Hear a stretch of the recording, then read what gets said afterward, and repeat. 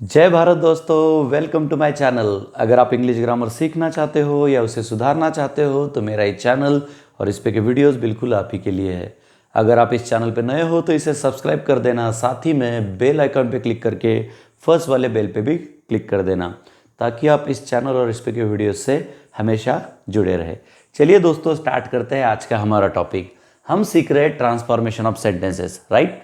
Transformation of sentence के series में ये 6th वीडियो है। इससे पहले हम simple to compound, simple to complex, compound to simple, compound to complex, complex to simple sentences के लिए ट्रांसफॉर्मेशन सीख चुके हैं।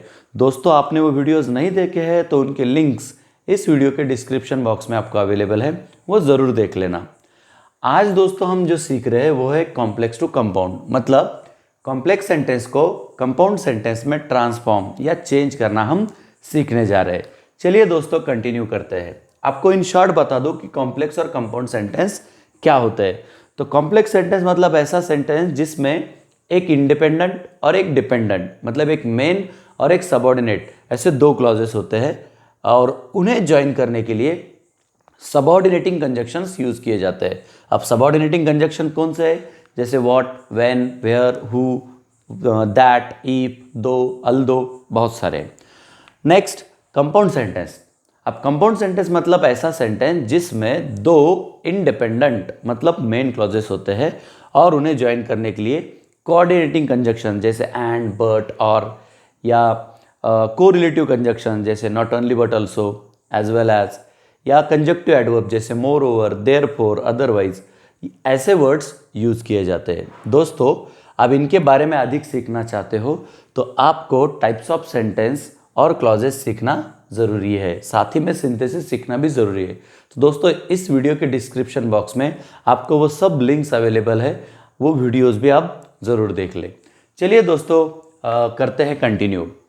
तो जब हम एक कॉम्प्लेक्स सेंटेंस कंपाउंड सेंटेंस में ट्रांसफॉर्म करेंगे तो हमें क्या करना है, उसमें से मेन क्लॉज, सबऑर्डिनेट क्लॉज मतलब इंडिपेंडेंट क्लॉज और डिपेंडेंट क्लॉज को पहचान लेना है और उसी के साथ साथ हमें सबऑर्डिनेटर मतलब सबऑर्डिनेटिंग कंजक्शन को भी पहचान लेना है। उसके बाद क्या करना है दोस्तों कि जो सबऑर्डिनेट क्लॉज है या डिपेंडेंट क्लॉज है उसे हम चेंज करेंगे एक इंडिपेंडेंट या मेन क्लॉज में, और साथ ही में उन्हें जुड़ाने के लिए हम यूज करेंगे एक कोऑर्डिनेटिंग कंजक्शंस। तो अब कब क्या यूज करना है इसके लिए यहाँ पर एक टेबल है जो आपको जरूर हेल्प करेगा। तो दोस्तों, जब कोई भी आप कॉम्प्लेक्स सेंटेंस पढ़ोगे तो उसमें आपको इनमें से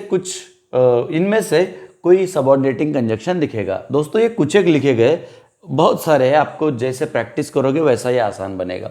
और इन्हें हटाकर, इनमें से जो होगा उसे हटाकर उसके बदले जब हम कंपाउंड सेंटेंस बनाएंगे तो उसके बदले हमें कौन सा कोऑर्डिनेटिंग कंजक्शन यूज करना है ये उसके सामने लिखा है। तो चलिए दोस्तों, देख लेते हैं इन शॉर्ट। जैसे सेंटेंस में हु, इफ, व्हेन, इसके अलावा as soon as, since, that, so that, ऐसे सबऑर्डिनेटिंग कंजक्शन जब होंगे तो उन्हें हटाकर या उनमें से जो भी होगा उसे हटाकर उसकी जगह पर हमें यूज करना है एंड। तब जाके हमें दो मेन क्लॉजेस मिलेंगे और फिर वो सेंटेंस कॉम्प्लेक्स से बनेगा कंपाउंड। जब सेंटेंस में दो या अल्दो होता है तो दोस्तों उसे हटाकर हमें बट या यट यूज करना है कंपाउंड सेंटेंस बनाने के लिए। जब सेंटेंस में बिकॉज, एज और सिंस होगा, याद रहे एज और सिंस रीजन बताते हैं और टाइम भी बताते हैं। तो जब वो रीजन बताएंगे तब की बात कर रहा हूँ, जब इनमें से कोई होगा तब उन्हें हटाकर या उनमें से जो भी होगा उसे हटाकर हम सो या फॉर यूज करके कंपाउंड सेंटेंस बनाएंगे। जब सेंटेंस में इफ या अनलेस है तो उसे हटाकर हम और यूज करेंगे और कंपाउंड सेंटेंस बनाएंगे। दोस्तों, ये कुछ एक दिए गए हैं ताकि आपको ये टॉपिक आसान लगे। ज़्यादा से ज़्यादा प्रैक्टिस करने से आपको ये टॉपिक और ज़्यादा आसान बनेगा। तो मैं कोशिश कर रहा हूँ कि आपको इसमें कुछ इंटरेस्ट मैं क्रिएट कर पाऊँ। चलिए दोस्तों, देखते हैं यहाँ पर दिए गए एग्जाम्पल्स। पहला एग्जाम्पल है, I know my student who is so talented. I know my student who is so talented. देखिए ये है कॉम्प्लेक्स सेंटेंस। अब ये कॉम्प्लेक्स सेंटेंस है तो इसमें एक इंडिपेंडेंट क्लॉज होगा। कौन सा है? देखिए यहां पर आई नो माई स्टूडेंट, ये है इंडिपेंडेंट मतलब main clause. Who is so talented, ये है यहां पर डिपेंडेंट या सबऑर्डिनेट क्लॉज। यहां पर ये जो हु है ये है सबऑर्डिनेटर या सबऑर्डिनेटिंग कंजक्शन, जैसे आपको यहां दिख रहा है। दोस्तों आपको ये कंफ्यूज कर रहा है तो मैं आपको कहना चाहूंगा कि आप क्लॉजेस सीख ले, तब आपको ये आसान लगेगा कि मेन क्लॉज, सबऑर्डिनेट क्लॉज या इंडिपेंडेंट डिपेंडेंट क्लॉज क्या होता है। डिस्क्रिप्शन बॉक्स में क्लॉजेस के लिंक्स है, आप वो ज़रूर देख ले, आपको ये कभी टफ लग रहा है। तो दोस्तों देखिए ये है मेन क्लॉज मतलब इंडिपेंडेंट, क्योंकि इसका पूरा सेंस है। यहाँ पर ये सबऑर्डिनेटर है, सबऑर्डिनेटिंग कंजक्शन है, तो यहाँ से आगे हमें मिल गया है सबऑर्डिनेट क्लॉज मतलब डिपेंडेंट क्लॉज जो अपने मीनिंग के लिए इस पर डिपेंड है। तो दोस्तों अब यहाँ पर सेंटेंस में हु दिख रहा है, तो हमें क्या करना है, इस हु को हटाकर मतलब इस सबऑर्डिनेटिंग कंजक्शन को हटाकर उसकी जगह पर एक हमें कोऑर्डिनेटिंग कंजक्शन रखना है, और साथ ही में ये जो क्लॉज है यहाँ पर ये इंडिपेंडेंट बनाना है हमें, तो उसके लिए कोई प्रोनाउन या नाउन ऐड करना पड़ सकता है। तो देखिए क्या है, आई नो माई स्टूडेंट, आगे है हु इज सो टैलेंटेड। तो टैलेंटेड कौन है, किसकी बात हो रही है यहाँ पर, स्टूडेंट की, है ना। तो जब स्टूडेंट की बात हो रही है तो यहाँ पर हमें स्टूडेंट के अनुसार कोई प्रोनाउन यूज करना पड़ेगा, राइट। तो अब ये स्टूडेंट कभी लड़की है तो यहाँ पर जो मेन क्लॉज बनेगा मतलब इंडिपेंडेंट क्लॉज बनेगा, इसकी जगह इसके लिए हम प्रोनाउन यूज करेंगे शी, है ना। तो फिर यहाँ पर बनेगा शी इज सो टैलेंटेड। यहाँ पर क्लॉज है आई नो माई स्टूडेंट, फिर यहाँ पर भी एक इंडिपेंडेंट क्लॉज बनेगा शी इज सो टैलेंटेड। और कभी लड़का है तो हम उसकी जगह पर ही यूज करेंगे I know my student he is so talented, है ना। ये प्लूरल कभी होता था, हम उसकी जगह पर दे यूज करके इसे भी हम चेंज कर देते, दे आर सो टैलेंटेड, ऐसा, ठीक है। तो देखिए ये इंडिपेंडेंट क्लॉज बन चुका है जब हमने यहाँ पर शी या ही यूज किया है ना। She is so talented, he is so talented, ऐसा, राइट। अब इसे हमें हटा देना है। अब इसे हटाने के लिए टेबल की तरफ आते हैं। देखिए हु यहाँ पर सबऑर्डिनेटिंग कंजक्शन है, इसे हटाकर हम क्या यूज कर सकते हैं, एंड, है ना। तो चलिए दोस्तों इस कॉम्प्लेक्स सेंटेंस को बनाते हैं कंपाउंड सेंटेंस। तो ये पहला क्लॉज में जैसे कि वैसा लिख दे रहा हूं, I know my student, I know my student, ठीक है। ये है पहला इंडिपेंडेंट या मेन क्लॉज। हु हटाना है, उसकी जगह पर लेना है एंड, ये मैंने ले लिया, उसकी जगह पर एंड ये है कोऑर्डिनेटिंग कंजक्शन।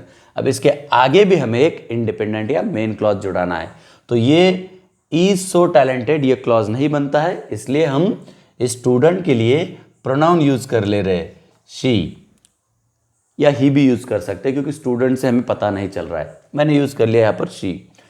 अब बचा क्या, इज सो टैलेंटेड, इसे आगे जुड़ा देते हैं, इज सो टैलेंटेड। देखिए दोस्तों अब यहां पर आई नो माई स्टूडेंट, यह है पहला इंडिपेंडेंट या main clause. She is so talented, she is so talented, यह है दूसरा इंडिपेंडेंट या मेन क्लॉज। इन्हें जुड़ाने वाला कोवर्ड कौन सा है, एंड, यह है कोऑर्डिनेटिंग कंजक्शन। अब इस एंड के वजह से हमें उसके पहले और उसके बाद में दोनों इंडिपेंडेंट क्लॉजेस मिल रहे हैं। तो जब दो इंडिपेंडेंट क्लॉजेस एंड से मतलब कोऑर्डिनेटिंग कंजक्शन से जुड़े हैं तो वो सेंटेंस जो होता है, वो पूरा सेंटेंस जो होता है वो होता है कंपाउंड सेंटेंस, है ना आसान। मैं आशा करता हूं कि ये एग्जाम्पल आप समझ चुके हैं। चलिए दोस्तों देखते हैं दूसरा example. If you study by heart you will achieve your goal. If you study by heart you will achieve your goal, है ना, सेंटेंस ऐसा ही। तो चलिए फिर से वही काम करते हैं, इंडिपेंडेंट और डिपेंडेंट क्लॉज को ढूंढ लेते हैं। देखिए दोस्तों यहाँ पर इफ दिख रहा है, इफ सबऑर्डिनेटर है ना। तो जब इफ स्टार्टिंग में मतलब सबऑर्डिनेटिंग कभी कंजक्शन स्टार्टिंग में है तो याद रखिए यहाँ पर हमें कॉमा दिखेगा। तो दोस्तों बेझिझक आपको बता दूं कि ये जो पहला हमें कॉमा तक दिख रहा है वो है सबऑर्डिनेट या डिपेंडेंट क्लॉज। और you will achieve your goal, ये है डिपेंडेंट या ये है इंडिपेंडेंट या मेन क्लॉज। दोस्तों मैं फिर से कहना चाहूंगा, आप क्लॉजेस ढूंढने में कंफ्यूज हो रहे हो तो क्लॉजेस की वीडियो जरूर देखें, डिस्क्रिप्शन बॉक्स में लिंक्स अवेलेबल है। यह है डिपेंडेंट क्लॉज और यह है इंडिपेंडेंट क्लॉज। इसे तो हम वैसे रखने वाले, इसमें कोई चेंज नहीं करना है। इस क्लॉज को हमें चेंज करना है एक इंडिपेंडेंट या मेन क्लॉज में। तो हम क्या करेंगे, ये सबऑर्डिनेटर है, ये हम हटा देंगे, है ना। देखिए दोस्तों यहाँ पर इफ दिख रहा है, तो इफ हटाकर हम क्या यूज कर सकते हैं, एंड। ठीक है, तो अब इफ की जगह पर हम एंड नहीं रख सकते, क्यों? क्योंकि इफ यहाँ पर स्टार्टिंग में है और जब हम एंड यूज करना चाह रहे हैं तो एंड हमें दोनों क्लॉजेस के बीच में रखना है, जैसे हमने यहाँ पर रखा है। देखिए दोस्तों यहाँ पर भी इफ है, उसकी जगह पर हम और भी यूज कर सकते हैं। तो पहले इससे देख लेते हैं, चलिए देखते हैं क्या होगा। If you study by heart, if तो हट गया, अब इफ हट गया तो क्या बन रहा है, यू स्टडी हार्ट। अब यू स्टडी हार्ट को हम यू स्टडी बाय हार्ट, इसे हम स्टडी बाय हार्ट भी कह सकते हैं, क्योंकि ये इंपेरेटिव सेंटेंस बन रहा है ना। और ये सेकंड जो है ये क्लॉज, ये वैसा ही, इसमें कोई चेंज नहीं। ठीक है, तो हम इंपेरेटिव होने की वजह से इस यू को रखे या हटाए तो कोई फर्क नहीं गिरेगा। तो देखिए दोस्तों मैं इफ को हटा दे रहा हूँ, यू को भी हटा देता हूँ, बचा क्या, स्टडी बाय हार्ट। तो मैं यहाँ पर लिख दे रहा हूँ study by heart. Study by heart ये है पहला क्लॉज। ठीक है, अब इस कॉमा को भी हमें हटा देना है। अब इन्हें हम हटा रहे हैं, सबऑर्डिनेटर को भी हटा दे रहे हैं, तो हम यूज करेंगे उसकी जगह पर एंड ये मैंने यूज कर दिया कंजक्शन, कोऑर्डिनेटिंग कंजक्शन। पहला क्लॉज स्टडी बाय हार्ट जुड़ाने के लिए यूज किया है एंड, और अब दूसरा क्लॉज जैसे कि वैसा, उसमें कोई चेंज नहीं, you will achieve your goal, you will achieve your goal. देखिए दोस्तों पहला क्लॉज मिला है study by heart and you will achieve your goal, you will achieve your goal. Study by heart and you will achieve your goal. तो देखिए दोस्तों ये है पहला क्लॉज जो कि अब इंडिपेंडेंट बन चुका है। ये है दूसरा क्लॉज, ये ऑलरेडी इंडिपेंडेंट है, इन्हें हमने जुड़ाया है एंड से। तो दोस्तों ये बन गया कंपाउंड सेंटेंस। देखिए ये भी कितना आसान था। आशा करता हूँ कि ये एग्जाम्पल भी आप समझ रहे हैं। अब इसे हम इस सेंस में यूज करना चाह रहे हैं तो हमें इसे नेगेटिव सेंस में बदल देना पड़ेगा। तो कैसा बनेगा, स्टडी बाय हार्ट जब हम और यूज करेंगे तो यहाँ पर आ जाएगा और नहीं तो you will achieve your goal को हमें नेगेटिव बनाना पड़ेगा, तो वो बनेगा you will not achieve your goal. कभी मतलब पढ़ाई नहीं की तो तुम्हारा गोल अचीव नहीं करोगे, ये उसका सेंस होगा।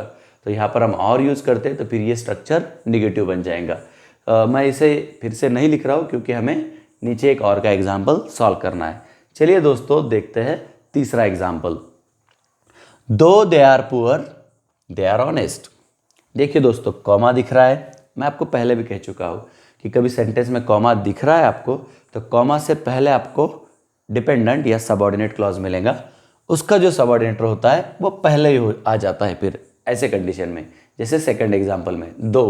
देखिए दो यहाँ पर सबऑर्डिनेटिंग कंजक्शन है, दो सबऑर्डिनेटिंग कंजक्शन है, इसलिए दो से लेकर इस कॉमा तक ये है डिपेंडेंट या subordinate clause. They are honest ये है इंडिपेंडेंट या मेन क्लॉज। तो दोस्तों हमें दोनों क्लॉजेस मिल चुके हैं। दो को हम हटा देते हैं तो हमें दोनों के दोनों इंडिपेंडेंट क्लॉजेस मिलेंगे। देखिए they are poor they are honest, दोनों इंडिपेंडेंट या मेन क्लॉजेस हमें मिल चुके हैं। अब हमें इन्हें जुड़ाना है तो हम इस कॉमा को हटा देंगे और इसकी जगह पर हमें यूज करना है एक कोऑर्डिनेटिंग कंजक्शन। जैसे हमने इसे हटाया, इस कॉमा की जगह पर एंड यूज किया, वैसे दो को हटा देंगे और कॉमा की जगह पर कोऑर्डिनेटिंग कंजक्शन यूज करेंगे। दो यहाँ पर है, दो अल दो सेम मीनिंग होता है, तो हम इन्हें में से जो भी होगा उसे हटा देंगे और उसकी जगह पर बट या यट यूज करेंगे, क्योंकि अपोजिट मीनिंग होता है। Though they are poor they are honest, right. तो देखिए दोस्तों, दो हट गया, अब बचा हुआ जो क्लॉज है मैं लिख दे रहा हूं, they are poor, they are poor. देखिए कितना आसान है, कोई चेंज नहीं। अब मतलब सिर्फ दो को हटाकर बाकी वर्ड्स में कोई चेंज नहीं। कॉमा, कॉमा की जगह पर हम यूज कर रहे हैं कोऑर्डिनेटिंग कंजक्शन, दोनों में से एक। मैं बट यूज कर लेता हूं, यड भी यूज कर सकते हैं, बट, ठीक है।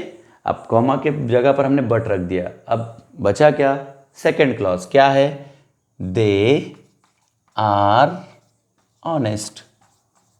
देखिए दोस्तों, पहला क्लॉज दे आर पुअर, दूसरा क्लॉज दे आर ऑनेस्ट, दोनों भी इंडिपेंडेंट मेन क्लॉजेस, उन्हें जुड़ाने के लिए यूज किया है but.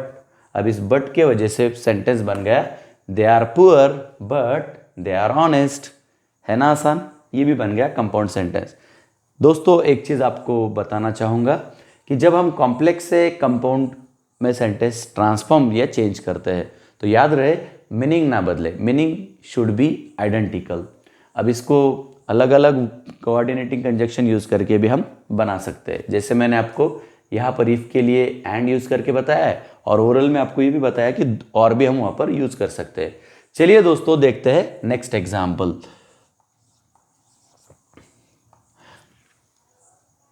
You need not worry because I am always with you. You need not worry because I am always with you. है ना। देखिए पढ़ने से ही हमें समझ में आया होगा कि दो क्लॉजेस कौन से है। You need not worry, ये है पहला clause. Because I am always with you, ये है दूसरा क्लॉज। ये है इंडिपेंडेंट या डिपेंडेंट क्लॉज, और ये इंडिपेंडेंट या मेन क्लॉज, और ये है डिपेंडेंट या सबऑर्डिनेट क्लॉज। बिकॉज ये है यहां पर सबऑर्डिनेटर। अब दोस्तों इसे हमने हटा दिया तो हमें दो डिपेंडेंट क्लॉजेस मिल गए। देखिए, you need not worry, I am always with you, दोनों की दोनों इंडिपेंडेंट या मेन क्लॉजेस। अब दोस्तों हमें इसे हटा देना है। अब जब हम इसे हटाएंगे तो इसकी जगह पर हमें कौन सा कोऑर्डिनेटिंग कंजक्शन यूज करना है, चलिए देखते हैं टेबल में। बिकॉज, देखिए बिकॉज की जैसे हम एज या सिंस का भी मीनिंग ले सकते हैं जब रीजन की बात हो रही है। ये दोनों टाइम के बारे में भी यूज होता है, पर यहाँ पर हम रखते हैं तो दोनों का सेम मीनिंग आएगा। You need not worry as I am always with you, you need not worry since I am always with you, दोनों इनमें से हम कोई भी यूज करते हैं तो मीनिंग सेम होगा। तो जब ये दिख रहे हैं तो देख लेना रीजन की बात हो रही है, रीजन की बात हो रही है तो फिर हम इन्हें हटा देंगे, इनमें से जो भी होगा, और उसकी जगह पर सो या फॉर यूज करेंगे। देखिए तो दोस्तों यू नीड नॉट वरी, अब क्यों वरी नहीं करनी है, तो आई एम ऑलवेज विथ यू, उसका रीजन आगे है। तो जब रीजन आगे होता है तो याद रहे जुड़ाने के लिए फॉर यूज किया जाता है। तो मैं लिख दे रहा हूं पहला क्लॉज जैसे कि वैसा, you need not worry, you need not worry. अब इस बिकॉज को हटाकर उसकी जगह पर मैं रख रहा हूं फॉर, जो कि कोऑर्डिनेटिंग कंजक्शन है। फॉर मतलब because. Next clause, I am always with you, ठीक है। पहला clause you need not worry, देखिए ये है इंडिपेंडेंट या मेन क्लॉज। दूसरा clause I am always with you, ये यहां पर है आई एम ऑलवेज विथ यू, ये भी इंडिपेंडेंट या मेन क्लॉज है। कौन से वर्ड से जुड़ाया, फॉर, जो कि कोऑर्डिनेटिंग कंजक्शन है। तो बन गया ये compound sentence, you need not worry for I am always with you, है ना आसान। अब यही सेंटेंस हम सो से भी लिख सकते हैं, तब सिर्फ हमें क्या करना है, इन दोनों क्लॉजेस के जो प्लेसेस है वो बदल देने हैं। इसे पहले ले लेंगे हम, कैसे बनेगा, आई am always with you so you need not worry, है ना आसान। तो जब हम सो यूज करना चाह रहे हैं तो जो रीजन वाला पार्ट है या रीजन वाला क्लॉज है वो पहले ले लेंगे और इसे हम आगे शिफ्ट कर देंगे। आशा करता हूँ कि आप ये एग्जाम्पल भी समझ रहे हैं। चलिए देखते हैं लास्ट वाला example. Last example, unless you pay attention you will not understand, unless you pay attention you will not understand. देखिए दोस्तों, आशा करता हूँ कि मेरे ऐसे कहने से आप ये क्लॉजेस समझ चुके हैं। अनलेस यू पे अटेंशन, ठीक है, ये है पहला clause. You will not understand, ये है दूसरा क्लॉज। देखिए दोस्तों, कॉमा है तो मैं आपको पहले भी कह चुका हूँ, कॉमा है तो पहले वाला क्लॉज डिपेंडेंट या सबऑर्डिनेट क्लॉज और दूसरे वाला इंडिपेंडेंट या मेन क्लॉज। तो इस कंडीशन में ये जो पहला वर्ड होता है वो होता है सबऑर्डिनेटिंग कंजक्शन या सबऑर्डिनेटर, अनलेस ये है सबऑर्डिनेटर। देखिए यहाँ पर दिख रहा है ना। अब इसे हटाएंगे हम तो हम यूज़ करेंगे और, तो और जब यूज़ करेंगे तो हम यहाँ नहीं रखेंगे क्योंकि हमें दोनों क्लॉजेस को जुड़ाना है, तो हम उसे मिडल में रखेंगे, यहाँ पर नहीं। जैसे दो, इफ, इन एग्जाम्पल में भी हमने मिडल में ही कोऑर्डिनेटिंग कंजक्शन रखा है, इन्हें हटाकर। दोस्तों अनलेस को हटा दिए, क्या बचा? You pay attention. You pay attention imperative है, इसे हम पे अटेंशन भी कह सकते हैं। और आगे है you will not understand. You will not understand, एक तरफ बात हो रही है पे अटेंशन, दूसरी तरफ बात हो रही है यू विल नॉट अंडरस्टैंड, मतलब ध्यान दो, और दूसरी बार कहा जा रहा है कि यू विल नॉट अंडरस्टैंड। तो कब हो सकता है ऐसा? ध्यान नहीं दिया तो नहीं समझेगा और ध्यान दिया तो समझेगा, है ना। तो अनलेस की बात हो रही है तो उसे हटाकर और यूज़ करना है। तो दोस्तों अब हमें क्या करना है, ये अनलेस हटकर जो बच रहा है यू पे अटेंशन, इसे हम ऐसा रख सकते हैं या इसे हम पे अटेंशन भी लिख सकते हैं क्योंकि ये इम्पेरेटिव है। तो इससे यूज़ करके मुझे मिल रहा है पहला इंडिपेंडेंट या मेन क्लॉज। तो चलो मैं लिख देता हूँ पे अटेंशन, ध्यान दो, पे अटेंशन, ठीक है, लिख दिया। कॉमा है, इसे हमें हटाना है, इसकी जगह पर हम यूज़ करेंगे और, जो कि कोऑर्डिनेटिंग कंजक्शन है। तो मैंने ये यूज़ कर लिया और, पे अटेंशन यहाँ से ले लिया मैंने, कॉमा की जगह रखा और रख दिया। अब क्या बचा? अब दूसरा clause you will not understand, जैसे कि वैसा, you will not understand. Pay attention और you will not understand. Pay attention पहला clause, you will not understand दूसरा क्लॉज, दोनों इंडिपेंडेंट या मेन क्लॉजेस। किससे जुड़ा है? और से, जो कि कोऑर्डिनेटिंग कंजक्शन है। तो बन गया कंपाउंड सेंटेंस, पे अटेंशन और यू विल नॉट अंडरस्टैंड, ध्यान दो नहीं तो तुम्हें नहीं समझेगा। और यहाँ पर क्या मीनिंग था? अनलेस यू पे अटेंशन, मतलब तुमने ध्यान नहीं दिया तो यू विल नॉट अंडरस्टैंड, तुम्हें नहीं समझेगा। दोनों भी सेंटेंसेस का मीनिंग सेम। ये था कॉम्प्लेक्स, ये बन गया कंपाउंड। आशा करता हूँ कि ये एग्जाम्पल भी आप समझ रहे हैं, है ना दोस्तों। फिर आसान ट्रांसफॉर्मेशन ऑफ सेंटेंसेस। मैं आशा करता हूँ कि आज हमने यहाँ पर जो टेबल डिस्कस किया है और ये जो एग्जाम्पल्स हमने सॉल्व किए हैं ये आप अच्छे से समझे हैं। तो दोस्तों ये बस कुछ एक एग्जाम्पल्स है, ये सेंटेंसेस जो भी मैंने यूज़ किए ये बस कुछ एक है। हम जब बोलते हैं, जब लिखते हैं तो वैरायटी आ जाती है सेंटेंस में। तो जब हम किसी कॉम्प्लेक्स को कंपाउंड में ट्रांसफॉर्म करना चाह रहे हैं और सेंटेंस की डिफ़िकल्टी लेवल बढ़ती है तो हम कंफ्यूज हो सकते हैं। तो दोस्तों इसकी हेल्प से ये टॉपिक आपको आसान बना होगा। इसे और बेहतर बनाने के लिए आपको ज़्यादा से ज़्यादा प्रैक्टिस करना पड़ेंगी। तो जितनी ज़्यादा आप प्रैक्टिस करोगे उतना ज़्यादा बेहतर ये टॉपिक आपका बनेगा। तो मैं आशा करता हूँ कि इस वीडियो के थ्रू आप तक ये हेल्प पहुँच चुकी है। तो दोस्तों इसी तरीके से ग्रामर सीखने के लिए, उसे सुधारने के लिए जुड़े रहे अपने इस चैनल पे। तब तक के लिए बाय बाय।